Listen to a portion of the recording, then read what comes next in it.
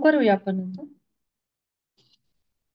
ओम अज्ञानतिमिरान्धस्य ज्ञानाञ्जनाशलाकया चक्षुरुन्मिलितं येन तस्मै श्रीगुरवे नमः। नमो विष्णुपदाय कृष्णप्रेष्ठाय भूतले श्रीमते भक्तिवेदान्त स्वामिनीति नामिने। नमस्ते सरस्वती देवे गौरवाणी प्रचारिणे निर्विशेष शून्यवादी पाश्चात्य देशतारिणे। जय श्री कृष्ण चैतन्य प्रभु नित्यानंद श्री अद्वैत गदाधर श्रीवासादि गौर भक्त वृंद।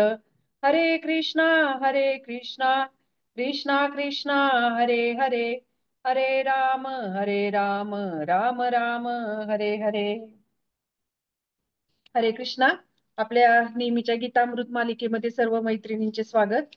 आज आपण 18व्या अध्यायामधील 27वा श्लोक बघणार आहोत। कालचा जो श्लोक होता 26वा, ज्याच्यामध्ये आपण बघितले की जो मनुष्य प्राकृतिक गुणांचा संग न करता मिथ्या अहंकाराविना निश्चयाने आणि उत्साहाने यश अपयशामुळे विचलित न होता आपले कर्म करतो त्याला सात्विक कर्ता असं म्हटलं जातं।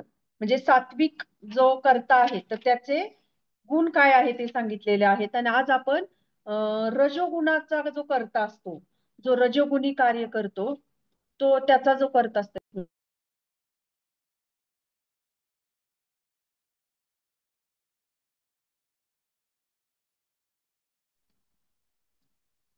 तर आज आपण बघणार आहोत की रजोगुणी कर्ता कशाला म्हणतात, कोणाला म्हणतात आणि त्याचे काय गुण असू शकतात। रजोगुणी जसं सत्वगुणातले आपण काल काही क्वालिटीज बघितल्या, तसा आज जो कर्ता असतो तो रजोगुणात जर कार्य, तो जो जे कार्य करतो, जे काही काम करतो, तर ते रजोगुणी कसे असू शकते आणि त्याचा स्वभाव गुण काय आहे त्या कर्त्याचा, तर हे आजच्या श्लोकामध्ये आपण बघणार आहोत। तर आजचा श्लोक बघूया आपण।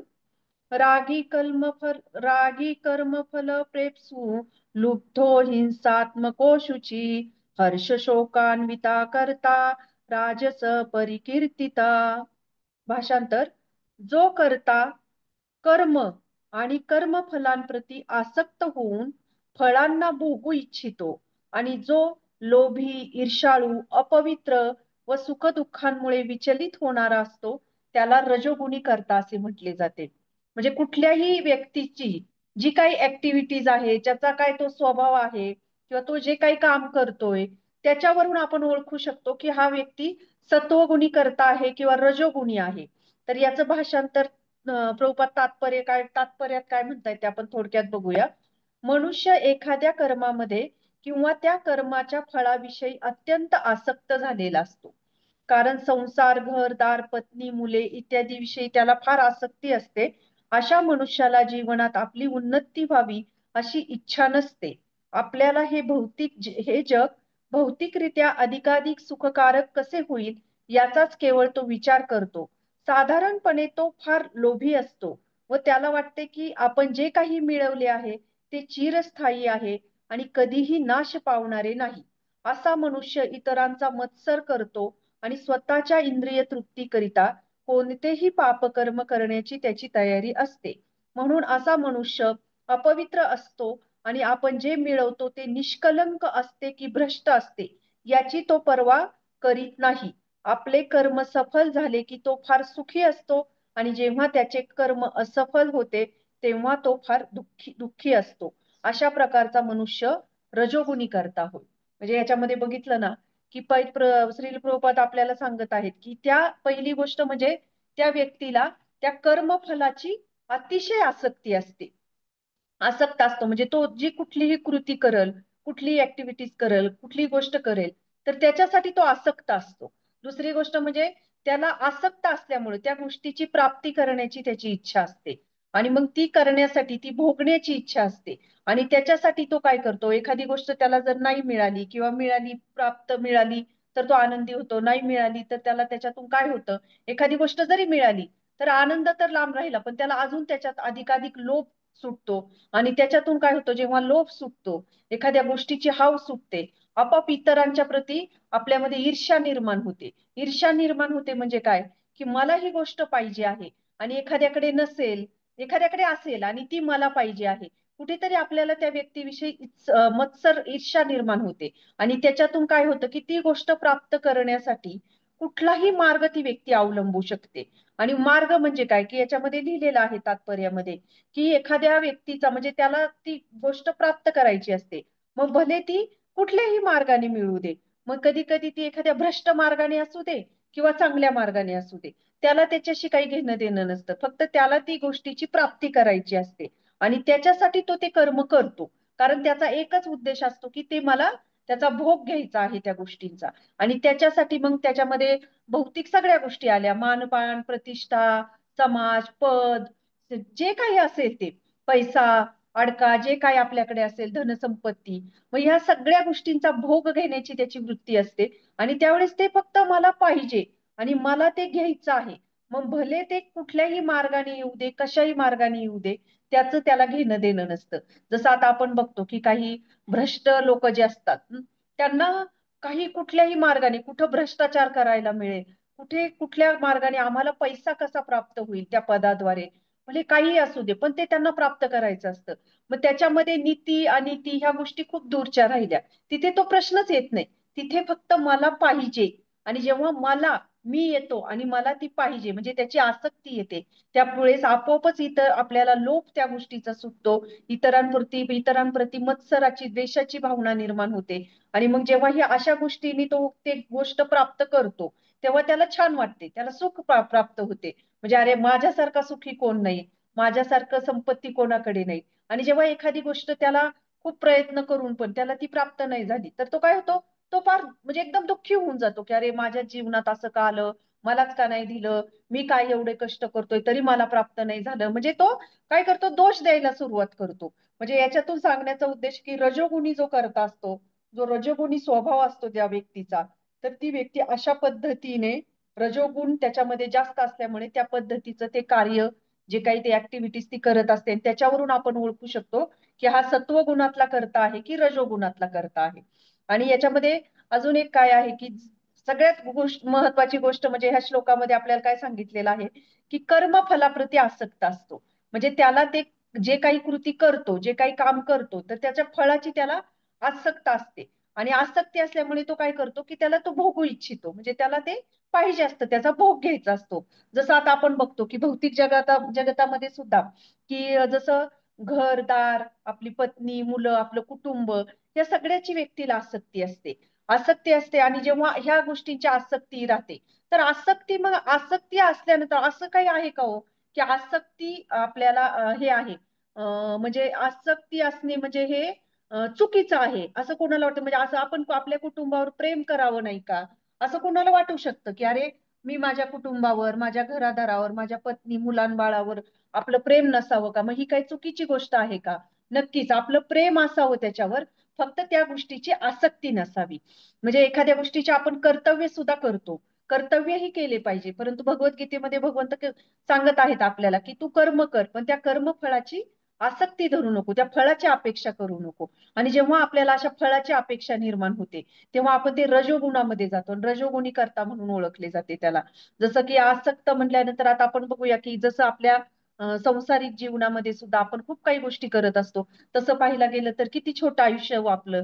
म्हणजे आता आपण बघतो की कितीतरी अशा अचानक मृत्यूच्या बातम्या आपल्याला ऐकायला मिळतात, की कोणाला अचानक काहीतरी एखादा एकदम दुर्धर असा कॅन्सर सारखा आजार झाला अचानकच, त्याचा डिटेक्ट झाला, किंवा मग एखाद्याचा अचानक मृत्यू झाला, हार्ट अटॅक झाला, ब्रेन हॅमरिंग झालं, ब्रेन अटॅक आला, अशा किती घटना आपण ऐकत असतो, कोणाची डेथ झाली. तर आपण जेव्हा हे ऐकतो, तेव्हा आपल्याला किती वेळा बरं हा विचार, जेव्हा त्या व्यक्तीची आपण काही बातमी ऐकतो अशी बॅड न्यूज, तेव्हा आपल्याला किती जणांच्या मनात असं त्या क्षणाला विचार येतो की अरे आपलं पण या क्षणाला काही होऊ शकतो, उद्या आपण पण उद्याचा दिवस बघू की नाही आपली खात्री नाही, असा आपण विचार करतो का? आपण हळहळतो की अरे बघा ना किती चांगली व्यक्ती होती, तिचं वय पण नव्हतं, ती अचानकच गेली, खूप चांगली होती. म्हणजे आपण त्या व्यक्तीचे गुण आठवतो, किंवा त्या व्यक्तीला, अहो आम्ही जस्ट आत्ताच जर भेटलो होतो त्यांना 2 दिवसापूर्वी, 1 महिनाभरापूर्वी आमचा फोन झाला, असं आपण किती सहज बोलतो. म्हणजे आपल्याला किती दुःख होतं.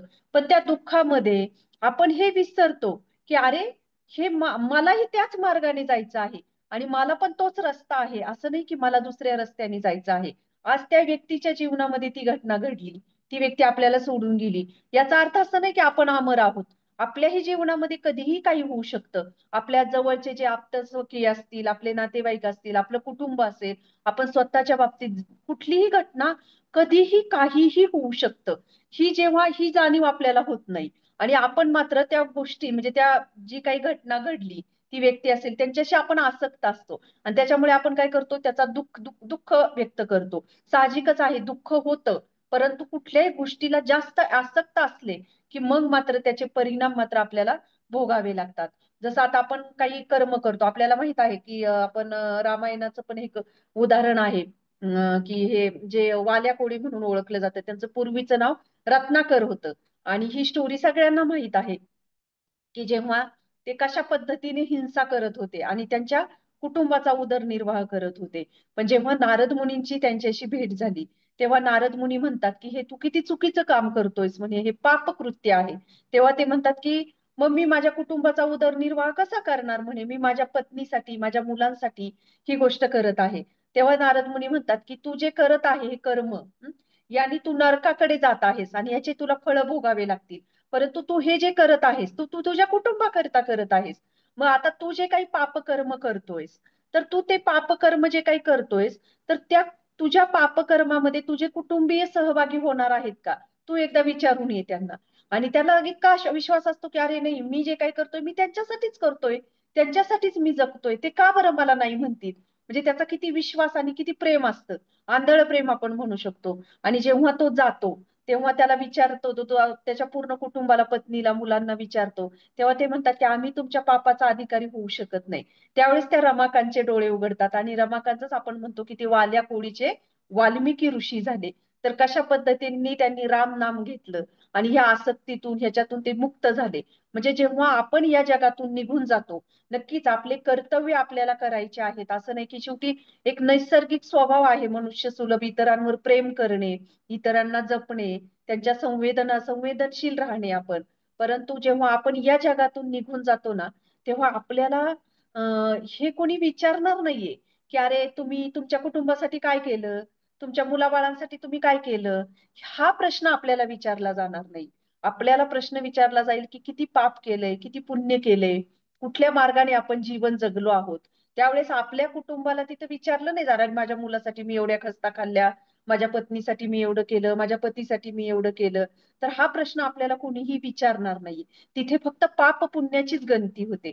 मग विचार करा की जी गोष्ट किती म्हणजे ती अशी अस्थिर म्हणण्यापेक्षा खूप म्हणजे हे आयुष्य आपण जगतो आणि त्या आयुष्यामध्ये ती काही क्षणापुरती, देवी देवतांचा जर काळ बघितला तर ते क्षण पण नाही. म्हणजे अगदी काही काळापुरती आपल्या आयुष्यामध्ये आपण बघतो, ते करतो आपण. आणि त्याने पुढचा पूर्ण जन्म, आपलं जीवन, आपण ह्या जन्मात जे काही कर्तव्य करतो, जे काही कर्म करतो, ते पुढचं जीवन आपलं घडवत असतं. जसं मुलं आज परीक्षा देतात आणि त्या परीक्षेला काय मार्क्स पडतात त्याच्यावर त्यांचं पुढचं खरं तर महत्वाचे वर्ष असतात, करिअर असतं त्यांचं अवलंबून. तसं आपण सुद्धा हा जीवनाचा पेपर कसा सोडवतोय त्यानुसार आपलं कर्तव्य म्हणजे आपण जे काही कर्म करतोय त्यानुसार आपला पुढचा जीवन घडणार आहे. मग आपण जर या जीवनामध्ये, आपल्याला हा मनुष्य देह प्राप्त झालेला आहे, मग या मनुष्य देहामध्ये आपल्यासाठी काय बाबा जीवनाचं ध्येय काय आहे, आपल्या आपल्या जीवनाचं हे काय आहे, आपल्याला हा मनुष्य जन्म कशासाठी दिलेला आहे आणि आपण काय केलं पाहिजे ह्या जीवनामध्ये, हे जोपर्यंत आपल्याला समजत नाही तोपर्यंत आपण अशा पद्धतीचे चुकीच्या गोष्टी करत राहणार. आपल्याला हे जीवन जे दिले, जीवनाचा उद्देश काय आहे आपल्याला, की ठीक आहे की आपले कर्तव्य आपल्याला करायचे आहेत, आपल्याला जे काही गोष्टी आपल्याला करायच्या आहेत सगळ्या गोष्टी आपली उलट असं आहे की आपण आपले भगवंत सुद्धा भगवद्गीतेमध्ये सांगतात की आपण आपले कर्म करत राहिले पाहिजे. म्हणजे याचा अर्थ नाही की आपल्या कुटुंबाचं आपण पालन पोषण करायचं नाही, आपली कर्तव्य आपण करायची नाही. उलट जो कोणी हे अशा पद्धतीचे आपले कर्तव्य व्यवस्थित करत नसेल तर तो त्याच्यापेक्षा पण खालच्या पातळीवरचा आहे. म्हणून आपण बघू शकतो की आपले जे काही कर्म करतो, आपण जे काही कृती करतो, आपले जे काही कर्तव्य करतो, ते अशा पद्धतीने केले पाहिजेत की आपण त्याला अटॅच नाही झालं पाहिजे. म्हणजे ठीक आहे की आपण म्हणतो की माझी मुलं, माझी पत्नी, म्हणजे एखादी व्यक्ती, आता उदाहरणार्थ एखादा पुरुष असेल, तो प्रत्येक ठिकाणी जाऊन त्याच्या पत्नीचा विचार करतोय, अरे कुठं गेला की अरे माझी पत्नी बसली असेल का, माझी पत्नी जेवली असेल का, माझ्या मुलांनी हे खाल्लं असेल का, माझ्या मुलांनी ते केलं असेल का. म्हणजे तो जे काही करतोय त्याच्या बॅकग्राऊंडला सगळी ती पत्नी आणि मुलांची आसक्ती. म्हणजे ह्या गोष्टी आपल्याला करायच्यात, परंतु कशा करायच्यात, कर्तव्य भावनेने करायच्या आहेत. आणि त्याच्यामध्ये अडकायचं नाही, त्याच्यामध्ये आसक्त व्हायचं नाही. याच्याबरोबर आपल्या जीवनाचा उद्देश काय आहे हे आपण विसरलं नाही पाहिजे. की हा माझ्या जीवनाचा उद्देश, जसा एखादा मुलगा की अभ्यासाला खूप आसक्त असेल, तर साहजिकच त्याला त्याला अभ्यास करायचा आहे की अरे मला माझ्या हा विषयाचा अभ्यास आहे, मला उद्या तो पेपर आहे, माझं हे आहे. तो कंटिन्यू त्याचा सातत्याने विचार करतो. आणि त्याचा तो जेव्हा अभ्यास करतो तेव्हा त्याच्या जीवनामध्ये, त्याच्या शालेय जीवनामध्ये काहीतरी ध्येय असतं ना हो, की काहीतरी मला प्राप्त करायचं आहे. आणि त्याच्यासाठी तो ते कष्ट घेत असतो. मग तसं आपण सुद्धा आपल्या सांसारिक जीवनामध्ये भले कष्ट घेऊ दे, कष्ट पडतात, कुणाला काही कष्ट आपल्याला घ्यावे लागतात, काही कर्तव्य पालन करताना काही गोष्टींचा त्रास होतो. त्या गोष्टी आपण 100% पालन केल्या पाहिजेत. आणि त्या पण कशा केल्या पाहिजेत, अगदी व्यवस्थितरित्या पालन केले पाहिजेत. परंतु ते पालन करताना आपल्या जीवनाचं ध्येय काय आहे, आपल्या जीवनाचा उद्देश काय आहे, आणि हा मनुष्य जन्म आपल्याला कशासाठी दिलेला आहे भगवंतांनी, हे मात्र आपण विसरलं नाही पाहिजे. आणि जेव्हा अशा पद्धतीने ध्येय माणसाला लक्षात येतं की अरे मला माझ्या जीवनामध्ये जे शेवटचं जे ध्येय गाठायचं आहे ह्या जीवनामध्ये, जे काही माझं ध्येय केंद्रित केलेलं आहे त्याच्यावर जेव्हा आपण फोकस करतो, तेव्हा आपोआपच आपली कर्तव्य सुद्धा आपण अतिशय चांगल्या पद्धतीने करतो. जसं आपण श्रीकृष्णांनी बघितलं, अर्जुन युद्धाला नाकारत होते. मग अर्जुन तर साधू व्हायला निघालेले होते. परंतु भगवंत काय म्हणतायत, की तू तुझं कर्म कर. तू क्षत्रिय आहेस, आणि तू क्षत्रिय जे आहेस म्हणजे त्याला स्वतःची पत्नी होत्या, मुलं होती, एक राजा होता तो, सगळ्या गोष्टी त्याच्याकडे होत्या. मग भगवंत काय सांगत आहेत, की आधी तू तुझे कर्म चांगले कर, आधी तू तुझं कर्तव्य कर. परंतु आपण काय करतो, आपण त्याचा असा अर्थ घेतो, बाहेर पण आपण बघतो भगवद्गीतेचे गीतावाणी, गीता प्रचार, अशा ह्याच्यामध्ये बऱ्याच ठिकाणी की भगवंतांनी सांगितलंय कर्तव्य करायचं, आणि कर्तव्य पालन केलं हेच खरा धर्म आहे. म्हणजे अशा पद्धतीने त्याला चुकीचं आपण हे करतो. की कर्तव्य पालन करणे म्हणजे काय, की ह्या भौतिक जगतातलीच कर्तव्य फक्त 100% करायचे. आणि बाकीचं भगवंतांनी त्यांच्या प्रतीचं जे काय आपल्याला ज्ञान दिलेलं आहे, भगवंतांची प्राप्ती, हे खरं तर आपल्या जीवनाचं ध्येय आहे. ते मात्र कुठेतरी आपण बाजूला करतो, आणि गीतेचं ज्ञान असं म्हणून आपण पाजळतो की हा आपली कर्तव्य चांगली करणं हीच खरं भगवंतांची सेवा आहे. पण तसे नाही, भगवद्गीतेत भगवंत आपल्याला आपली कर्तव्य ही चांगल्या पद्धतीने करायला शिकवत आहेत. आणि त्याचबरोबर ही कर्तव्य पालन करता करता आपल्याला आपलं अंतिम ध्येय कसं प्राप्त होईल याच्यासाठी पण भगवंत आपल्याला शिकवत आहेत. म्हणून कर्तव्य करणं म्हणजे काय, की भगवंतांवर प्रेम करणे. की आपले कर्तव्य करायचे, पण ते करत करत काय करायचं आहे, आपल्याला काय शिकायचं आहे, भगवंतांवर प्रेम करायला शिकायचं आहे. जसं ती स्टोरीज आपण खूप वेळा ऐकलेली आहे, आपल्या गीतामृत क्लासमध्ये, की एक ब्राह्मण असतो आणि एक चांभार असतो. आता साहजिकच आहे, ब्राह्मण वेदांचं पठण करणारा, सगळ्या गोष्टी हे करणारा, तो चांभार असतो, गरीब असतो, रोज आपल्या चपला शिवायचं त्याचं काम असतं. आणि भगवंत नारद मुनी जेव्हा विष्णूंना प्रश्न विचारतात, नारायणांना, की ह्याच्यातला भगवत धामात कोण येईल, तेव्हा भगवंत सांगतात की तो चांभार अगोदर येईल. मग ते म्हणतात की कसं काय, तर ते म्हणतात जा तू सांग भगवंत म्हणतात की भगवंत परीक्षा घेतात. ते म्हणतात की तू जाऊन ही परीक्षा घे, नारद मुनींना सांगतात. आणि जेव्हा नारद मुनी येतात आणि त्या चांभाराकडे जातात, आणि तो ब्राह्मण म्हणतो की नाही नाही अगोदर, सॉरी हे चुकले, अगोदर ते चांभार आणि ब्राह्मणाकडे जातात. आणि मग तो ब्राह्मण म्हणतो की मी भगवत धामात कधी येईल हे तुम्ही भगवंतांना विचारणार का, तुम्ही सगळीकडे फिरता ब्रह्मांडामध्ये. तर ते म्हणतात नक्कीच. मग ते चांभाराकडे जातात. चांभार पण म्हणतो की मी कधी भगवत धामात येईल हे तुम्ही तुमच्या भगवंतांना विचारणार का. आणि भगवंत सांगतात की जेव्हा ते नारद मुनी भगवंतांना हा प्रश्न विचारतात, तेव्हा भगवंत सांगतात की तो चांभार अगोदर येईल. मग ती त्याची परीक्षा घेण्यासाठी नारद मुनी येतात. आणि तेव्हा तो म्हणतात की का बरं, ब्राह्मण म्हणतो काय म्हणाले माझे भगवंत, मी कधी येणार भगवंत धामात. तर नारद मुनी त्याला म्हणतात की तुम्हाला पुढचा जन्म, अजून खूप काही आयुष्य तुम्हाला इथे पृथ्वी तलावर काढावं लागणार आहे. आणि मग चांभाराकडे जातात आणि चांभाराला विचारतात. चांभार म्हणतो की तुला मी कधी जाईल, तर ते म्हणतात तू ह्याच जन्मात जाईल. म्हणजे याच्यातून ते म्हणतात की जेव्हा ते भगवंत चांभार विचारतो की माझे भगवंत काय करत होते तुम्ही गेला त्यावेळेस, तर ते म्हणतात की एका सुईच्या टोकातून ते हत्तीला ओवत होते. तर चांभार आनंदाने नाचायला लागतो, की म्हणतो अरे माझे भगवंत किती शक्तिशाली, की भगवंत माझे काहीही करू शकतात. म्हणजे त्याची इतकी श्रद्धा असते. आणि तो त्याचं कर्म करत करत हे करत असतो, म्हणजे त्याची श्रद्धा. आणि इकडे ब्राह्मणाला सांगितलं जातं, तेव्हा ब्राह्मण म्हणतो की चांभार त्यावेळेस म्हणतो की जेव्हा हत्ती सुईच्या ह्याच्यातून होत आहेत असं नारद मुनी सांगतात, तेव्हा चांभार म्हणतो की वटवृक्षामध्ये एका वटवृक्षाचं जर बी असेल, त्या बी मधून हजारो असंख्य वटवृक्ष निर्माण होत असतील, तर माझे भगवंत हत्तीला एका सुईतून का नाही होऊ शकत? आणि इकडे मात्र ब्राह्मणाला जेव्हा असं सांगितलं जातं, तेव्हा ब्राह्मण म्हणतो हे असं कसं शक्य आहे? म्हणजे त्याचा काय होतं, त्याचा अविश्वास निर्माण होतो भगवंतांवर. म्हणजे ही ऍक्च्युली जी स्टोरीज आहे त्याचा लेसन वेगळा आहे, परंतु याच्यातून आपण एक शिकू शकतो की एक ब्राह्मण जो आहे आणि जो चांभार आहे, तो चांभार काय करत होता हो? चप्पल शिवायचा आणि रोज त्याचं कर्म करत होता तो. आणि ते कर्म करता करता काय करत होता? भगवंताचं नाम घेत होता. भगवंतांवर त्याची अतूट अशी श्रद्धा निर्माण होती. आणि ते करत करत तो काय करत होता? भगवत धामाचं चिंतन करत होता. आणि इथे ब्राह्मण मात्र सगळं त्याचं ब्राह्मणी जे गुण आहेत, ब्राह्मणी ज्या क्वालिटीज आहेत, वेदाध्ययन करणे, त्याच्यात तो पारंगत होता, सगळ्या गोष्टी तो करत होता, परंतु तो तरीही अपात्र ठरला.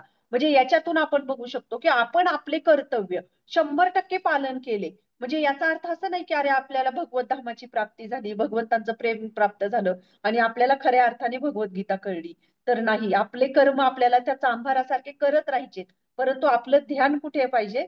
आपलं भगवंतांपाशी आपलं ध्यान पाहिजे. म्हणून कर्तव्य करत करत भगवंतांवर प्रेम करायला शिकणं, तर ह्या गोष्टी आपल्याला आपले शास्त्र, आपले वैष्णव भक्त हे आपल्याला शिकवतात.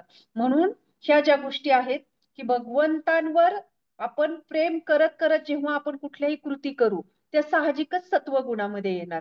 आणि जेव्हा आपल्या स्वतःला केंद्रित ठेवून करू, आपल्या स्वतःला मला पाहिजे, माझी इंद्रिय तृप्ती, मी एखादी गोष्ट केली तर मला त्याचा भोग घ्यायचा आहे, अशी जेव्हा आपल्यामध्ये ती हे निर्माण होते, काय आसक्ती निर्माण होते आणि त्याला भोग घेण्याची लालसा निर्माण होते, तेव्हा काय होतं? तेव्हा मात्र मग रजोगुणामधलं ते कर्तव्य जे आपल्याला इथे सुख दुःखांमध्ये बांधून टाकतं, या जीवनामध्ये बांधून टाकतं. आणि असे किती जन्म आपण इथे या रजोगुणामध्ये केलेल्या ह्या ज्या ऍक्टिव्हिटीज आहेत त्याच्यामुळे आपण घेऊ, हे आपलं आपण त्याची गणना करू शकत नाही. म्हणून कर्तव्य करत करत असे आपण भगवंतांवर प्रेम करणं म्हणजे भगवंतांच्या नामाचा आश्रय घेणे, शास्त्रांचं अध्ययन करणे, या आणि वैष्णवांचा संघ, या तीन गोष्टीच आपल्याला आपल्याला ह्या रजोगुणातून सत्वगुणामध्ये नेऊ शकतात. मग आता आपल्याला वाटेल की अरे आम्ही, म्हणजे कधी कधी असं वाटतं ना, मी सुरुवातीला म्हटलं प्रमाणे, अरे मग आपल्या कुटुंबावर आपण प्रेम नाही करायचं का? मग आपल्या मुलांप्रती आपल्याला आसक्ती असते, ती चुकीची आहे का? नाही, नक्कीच ती आपण ते प्रेमही करायचं आहे आणि ते नॅचरली येणार आहे, ती सांगण्याची गरज नाही. जसं भगवंतांवर प्रेम आपल्याला करायचं, त्याच्यासाठी ओढून ताणून ते भगवंतांवर प्रेम आपल्याला हे करावं लागतंय. आपल्या हृदयामध्ये आपल्याला साधनेने, हरिनामाने ते आपल्याला प्रयत्न करावा लागतो. आणि आपल्या मुलांप्रती आपली आपली जी कुटुंबाप्रती जी आसक्ती आहे, तिला आणावी लागत नाही, ती आपल्या हृदयामध्ये आपण घेऊनच आलेलो आहोत ती आसक्ती.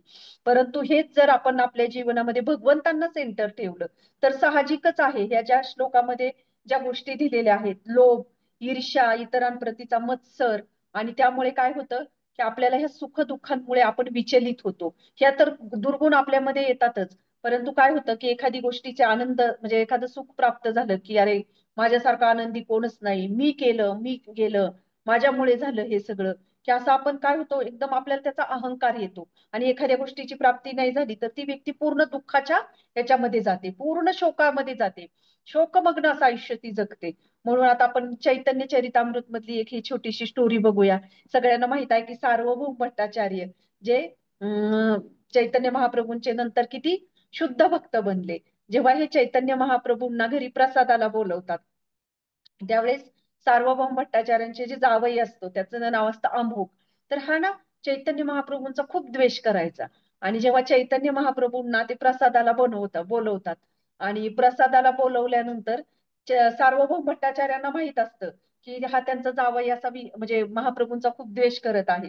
आणि जेव्हा ते खूप सुंदर कुकिंग वगैरे बनवतात, प्रसाद बनवतात, आणि त्यावेळेस ते मला वाटतं त्या श्लोकाचा आता मला त्या आठवत नाहीये, सार्वभौम भट्टाचार्यांची जी पत्नी असते, तर सार्वभौम भट्टाचार्य सांगतात की तू इथं दरवाजात बस, जेणेकरून तो आला नाही पाहिजे. आणि ते जेव्हा येतात चैतन्य महाप्रभू प्रसादाला बसतात, आणि प्रसादाला बसल्यानंतर नेमका तो अमुक तिथे येतो आणि तो चैतन्य महाप्रभूंची निंदा करायला सुरुवात करतो. आणि जेव्हा तो निंदा करायला सुरुवात करतो तेव्हा सार्वभौम भट्टाचार्यांना इतका क्रोध येतो की ती त्याच्या मागे काठी घेऊन पळतात मारण्यासाठी. इतके त्याच्या मागे धावतात. आणि इकडे त्यांची जी पत्नी असते म्हणजे त्या मुलीची आई, तर ती असं असं असं डोकं आपलं स्वतःच हे करायला लागते, डोक्यावर हा मारून घ्यायला लागते आणि म्हणते की माझी मुलगी ही विधवा होऊ दे, असा असा जावई असण्यापेक्षा. म्हणजे विचार करा, एखाद्या आई वडिलांना, अशी कोणते आई वडील असतील की जे अशी हे करतील की माझी मुलगी विधवा होऊ दे. म्हणजे हे एकदम वरच्या स्तरावरचं उदाहरण आहे, परंतु ह्या उदाहरणामधून आपण बघू शकतो की ते पण गृहस्थच होते, परंतु जेव्हा भगवंतांना सेंटर ठेवून ते जीवन जगतायत आणि जेव्हा भगवंत किंवा भगवंताच्या आपल्या आध्यात्मिक किंवा आपल्या ह्या जीवनामध्ये जेव्हा भौतिक गोष्टींचा अडथळा निर्माण होतो, तेव्हा आपण त्याला आसक्त न होता बाजूला, म्हणजे त्याला सोडून आपण भगवंतांचं ध्येय आपण कसं प्राप्त करू शकतो भगवंतांना, ते केंद्रित असावं. तर इथे ते स्वतःचे जे जावई आहेत त्याच्याविषयी ते शिव्याशाप देतात की अरे असा जावई असण्यापेक्षा माझी मुलगी विधवा असलेली बरी राहील. म्हणजे हे किती, म्हणजे ही किती समर्पणाची भावना आहे. तर भगवंत आपल्या जीवनामध्ये नक्कीच अशा परीक्षा घेत नाहीयेत. आपल्याला काही कुठल्याही आपल्या जीवनामध्ये असं कोणी अमोघ नाहीये किंवा हिरण्यक्षपू नाहीये, आपल्याला एकदम छान असं आयुष्य दिलेलं आहे. आणि श्रील प्रभुपादांच्या कृपेने अगदी सगळ्या गोष्टी इझिली मिळत आहेत. आपल्याला हरिनाम आपल्याला सहजरित्या आपण घेऊ शकतो. कुठलंही आपल्या भोवती वातावरण असं नाही की कुणी आपल्याला काठी घेऊन आले की अरे तुम्ही हरिनाम घेतोय, आणि आपल्याला कुणीतरी, जसं प्रल्हाद महाराजांना त्यांच्या स्वतःच्या पित्याची भीती होती, तसं आपल्याला सगळ्या गोष्टी इतक्या सहजरित्या मिळालेल्या आहेत. ते म्हणतात ना अकारण कृपा. एखाद्या गोष्टीची अकारण म्हणजे त्याला काहीच कारण नाहीये. म्हणजे आपण कुठले आता पहिले आपण बघतो, जसं प्रल्हाद महाराज आहे, साधू ध्रुव महाराज आहे, त्यांना तपश्चर्या करावी लागली भगवंतांच्या प्राप्तीसाठी. परंतु आपल्याला कुठली तपश्चर्या करायला सांगितलेली नाही. आपण कुठलं 6 महिने पाणी पिलोय, दही ताक पिलोय, अन्नधान्य काय आपल्याला मिळालेलं नाही, असं काहीच नाहीये. आपल्याला सहज सहज गोष्टी प्राप्त झालेल्या आहेत. कुठल्या आपल्याला पर्वतात गुहेत जाऊन राहावं लागलेलं नाहीये. सहज ही आपल्याला हरिनाम प्राप्त झालेला आहे. आणि त्यालाच म्हणतात अकारण कृपा, आणि ती कृपा आपल्याला श्रील प्रभुपादांमुळे मिळालेली आहे. तर हे आपल्या जीवनाचं ध्येय आपल्याला इतकं सहजरित्या साध्य करू शकतो. फक्त त्याच्यासाठी काय पाहिजे आपल्याला, हे जे भगवद्गीतेचे जे श्लोक आहेत की अरे हा श्लोक हा माझ्या जीवनामध्ये मी कशा पद्धतीने उतरू शकते, की अरे हा हा ह्या श्लोकामध्ये समजा उदाहरणार्थ या श्लोकामध्ये फळांना भोगू इच्छितो. अरे मी कुठल्या गोष्टींना मला आसक्ती आहे की मला पाहिजे मला पाहिजे, मी मग तिथे मला करायच्यात त्या गोष्टी प्राप्त करायच्यात, परंतु मी तिथे असं का नाही विचार करत की अरे मी हे भगवंतांना कसं अर्पण करू शकते. म्हणजे माझ्या रोजच्या जीवनामध्ये, आजच्या ह्या जीवनामध्ये, आजच्या या दिवसामध्ये हा श्लोक मला कुठे काय शिकवत आहे, कुठला पॉइंट आपल्याला क्लिक होत आहे, की एवढं जरी आपण विचार केला ना, तरी आपल्याला खऱ्या अर्थाने भगवद्गीता आपल्याला आपण म्हणू शकतो की थोडीफार आपण प्रयत्न करतोय जाणून घेण्याचा. नाहीतर ते हवेचा झोत कसा येतो, एका कानाने ऐकतो आणि दुसऱ्या कानाने आपण सोडून देतो. तर तसं व्हायला नको. म्हणून आपण या गोष्टींचं आपण काय केलं पाहिजे, शास्त्रांचं म्हणजे काय म्हणतात ना, ते आपल्याला तीक्ष्ण बुद्धी जी म्हणतात ना, ज्यांना तीक्ष्ण बुद्धी असते ते शास्त्र व्यवस्थितरित्या जाणू शकतात. म्हणून आपण भगवंतांना प्रार्थना केली पाहिजे की असे हे जे श्लोकामधले गुह्य अर्थ आहेत, त्याच्या मागचा जो अर्थ आहे प्रत्येक शब्दाचा, तर तो आपल्याला उमगू दे. आणि जेव्हा आपल्याला ह्या गोष्टी समजतील, तेव्हा आपण आपल्या जीवनामध्ये जे काही सुख दुःख संकट जे काही येतील, त्याने आपण विचलित होणार नाही.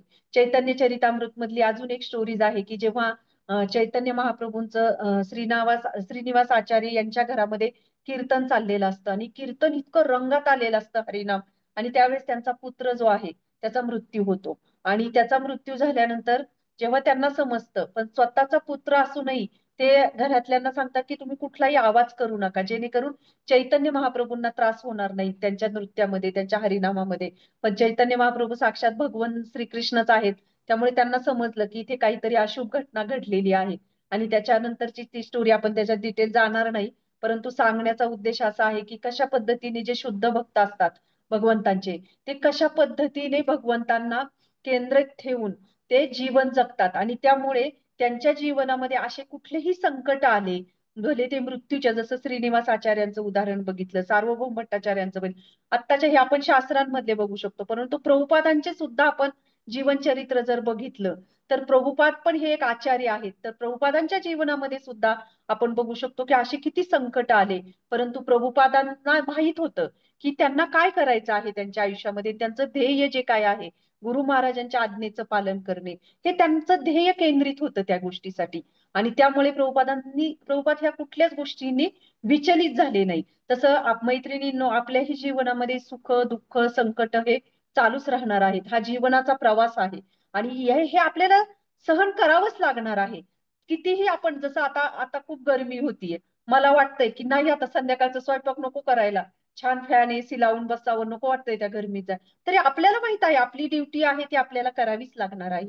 मग हे जीवन जगताना जसे सुख आपल्याला न सांगता आपल्या आयुष्यामध्ये येतात, तसे दुःखही आपल्या आयुष्यामध्ये येतात. जेव्हा काही सुख प्राप्त होतं तेव्हा आपण कधी म्हणत नाही की अरे, मी तर याची कामना नव्हती केली तरी माझ्या जीवनामध्ये कसं काय एवढं सुख मला मिळालं. पण आपण त्याचा कधी विचार करत नाही. त्यामुळे जसं सुख आपल्याला प्राप्त होणार आहे तसं दुःखही आपल्याला प्राप्त होणार आहे. परंतु ते करावंच लागणार आहे, जीवनामध्ये सामोरं जावंच लागणार आहे. मग त्याला जर आपण सकारात्मकतेने सामोरं गेलो तर नक्कीच आपली एक जीवनाकडे बघण्याचा दृष्टिकोनही सकारात्मक आणि आनंददायी राहू शकतो. म्हणून आपण अशी कितीतरी शास्त्रांमध्ये उदाहरणं बघू शकतो. जसं पांडव आहेत, पांडवांचंच उदाहरण बघू शकतो की जे पांडव, त्यांनी स्वतःचं राज्य गमावलं, स्वतःची पत्नी पणाला लागली त्यांची, एवढंच काय त्यांचं स्वातंत्र्यही त्यांनी गमावलं, की त्यांना कुठं कशा पद्धतीने राहावं लागलं अज्ञातवासामध्ये, म्हणजे त्यांनी त्यांचं स्वातंत्र्य सुद्धा गमावलं. अशा संकटांमध्ये सुद्धा ते विचलित झाले नाही. द्रौपदीने विचार करा, 5 पुत्र गमावले तिचे, तिच्या पुत्रांची अशा पद्धतीने हत्या झाली की जसं आता एक महाराष्ट्रामध्ये ते एक प्रकरण खूप गाजतंय आपलं, संतोष देशमुख हत्या प्रकरण, मस्साजोगचं. तर ती किती भयानक पद्धतीने ती हत्या केलेली आहे. तर पूर्ण महाराष्ट्रच नाही तर जवळपास ते देशाच्या पातळीवर पोहोचलेलं उदाहरण आहे.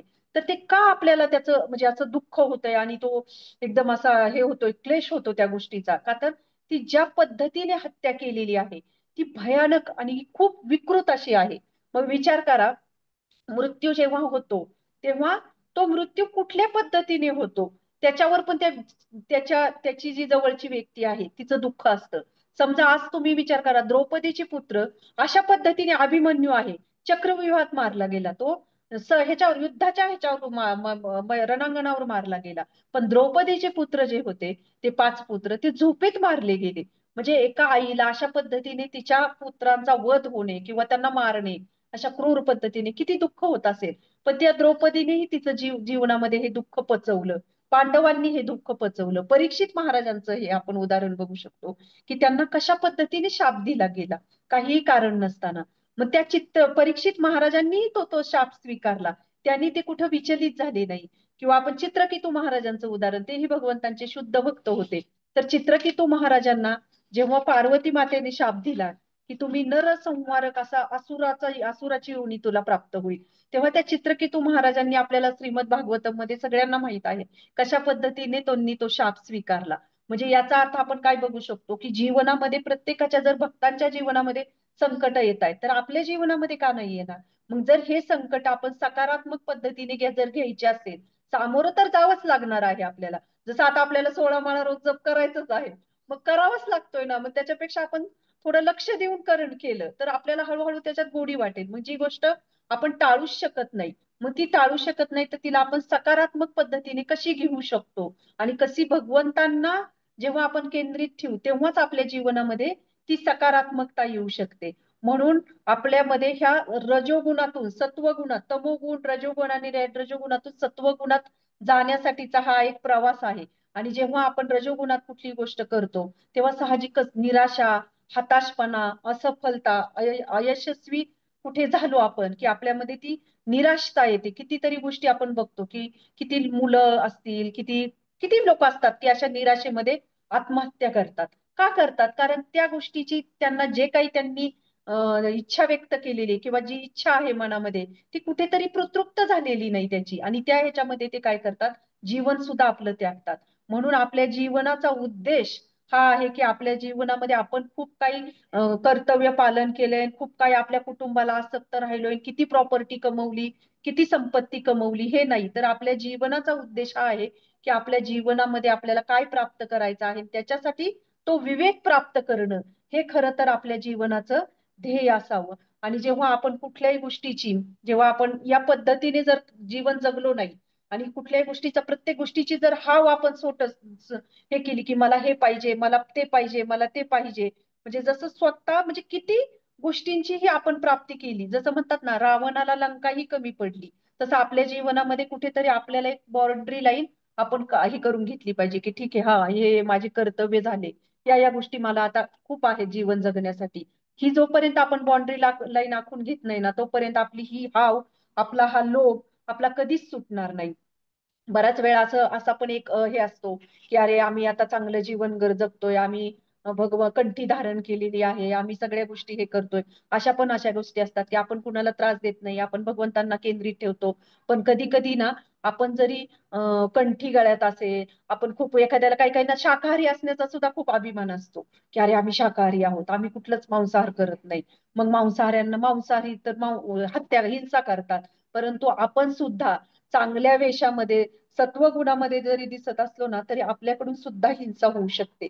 ती कशा पद्धतीने, की जसं आपण बघतो की शाकाहारी असण्याचा आपल्याला अभिमान आहे, परंतु जी आपली जिव्हा जी आहे, आपले बोलणारे शब्द सुद्धा एखाद्याची हिंसा करू शकतात. आपण शारीरिक दृष्ट्या एखाद्याला हल्ला नाही करणार किंवा एखाद्याला इजा नाही पोहोचणार, परंतु आपण मानसिक, भावनिक, शाब्दिक रूपाने इतरांवर कितीतरी वार करत असतो. जसं शास्त्रांमधलं हे एक उदाहरण आहे. आपण बघू शकतो की ध्रुव महाराज जेव्हा त्या आईच्या मांडीवर बसले, ध्रुव महाराज, तेव्हा सुरुचीने कसे शब्द वापरले, की जे ध्रुव महाराजांच्या अगदी त्या छोट्याशा मुलाच्या अगदी जिव्हारी लागले ते शब्द. मग तसं कैकईचं आहे. कैकई कशा पद्धतीने आपले दशरथ महाराजांना बोलते, म्हणजे कसे ते शब्द वापरते.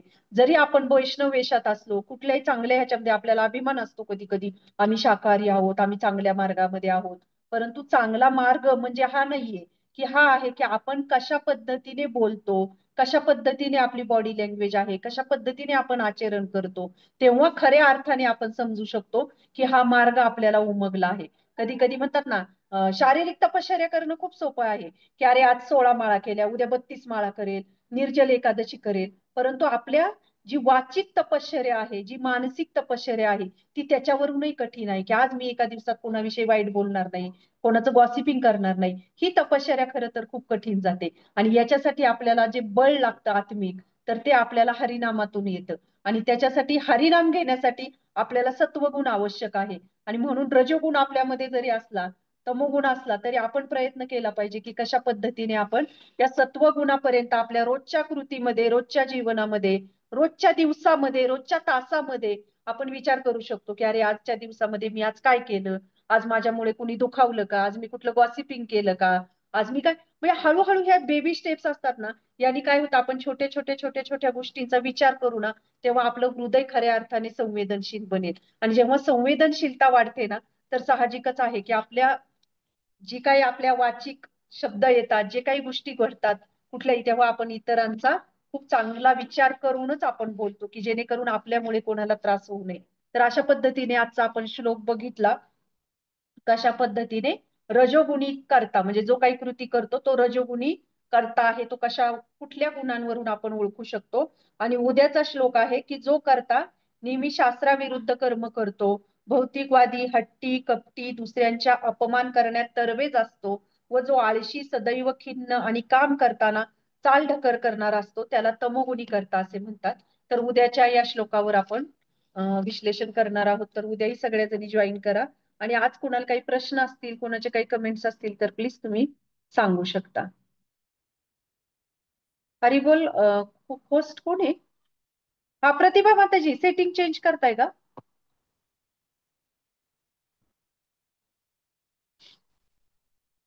त्याची जस्ट सेकंड करते एकच मिनिट.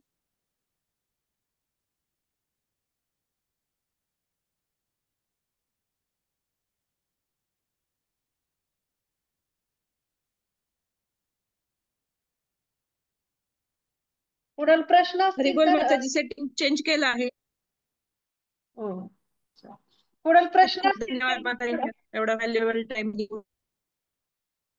थँक्यू माताजी. प्रश्न असतील तर विचारा कोणाला, नाहीतर मग आपण थांबूया. हरे कृष्णा, दंडवत प्रणाम माताजी. हा, दंडवत सुंदर प्रणाम माताजी. क्लास, अप्रतिम अप्रतिम क्लास माताजी. सगळी उदाहरणं नारद मुनींची ती आणि देवांची, आणि ते गोष्ट ब्राह्मणाची आणि ह्याची सांगितली तुम्ही सांबाराची. सगळं रिव्हिजन झालं. आणि थँक्यू माता. सगळ्याच म्हणजे भक्ती मधल्या सगळ्या अंगांचं तुम्ही सगळं अगदी विश्लेषण खूप चांगलं रित्या सगळं सांगितलं की म्हणजे केवढी काळजी घ्यायला पाहिजे आपण पण प्रॅक्टिस करताना.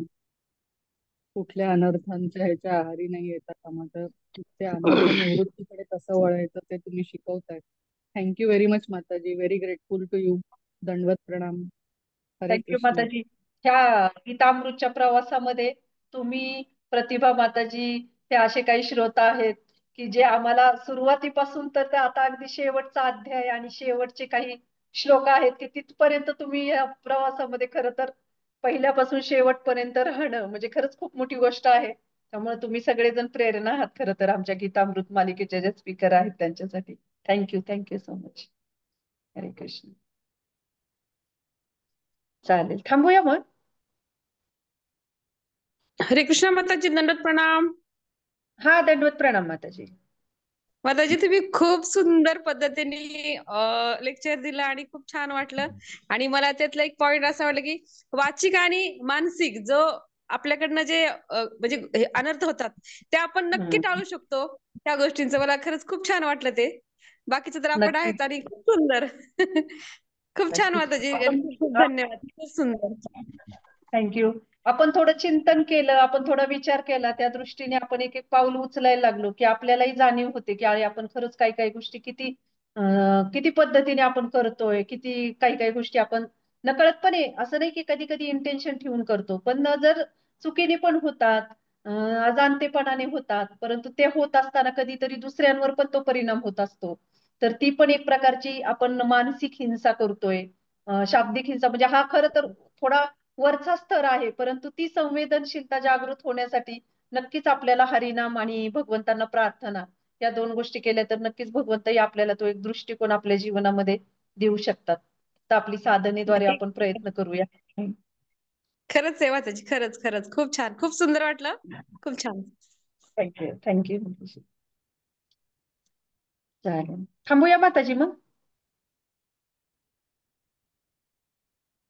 एंड करा, तुम्ही होस्ट आहात ना. उद्याही सगळ्याजणी जॉईन करा. हो हरी बोल. हो.